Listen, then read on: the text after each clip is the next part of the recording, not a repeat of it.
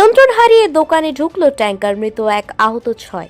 সংবাদদাতা হলদিয়া। বৃহস্পতিবার বিকেলে পূর্ব মেদিনীপুর জেলার ভবানীপুর থানা তালপুকুর মোড়ে মর্মান্তিক পথ দুর্ঘটনার মৃত্যু হলো একজনের। পাশাপাশি এই ঘটনায় আহত হয়েছেন আরও 6 জন। জানা গেছে, এদিন বিকেলে আচমকা একটি তেলের ট্যাঙ্কার নিয়ন্ত্রণ হারিয়ে প্রথমে রাস্তার ধারে ডিভাইডারে ধাক্কা মারে, এরপর বাম দিকে বেঁকে একটি দোকানের মধ্যে ঢুকে পড়ে। ওই সময় রাস্তার ধারে দাঁড়িয়ে থাকা কয়েকজনকে ধাক্কা মেরে বেশ কয়েক মিটার ছিটকে ফেলে ট্যাঙ্কারটি। পাশাপাশি দোকানের মধ্যে একজন পিষ্ট হয়ে যান।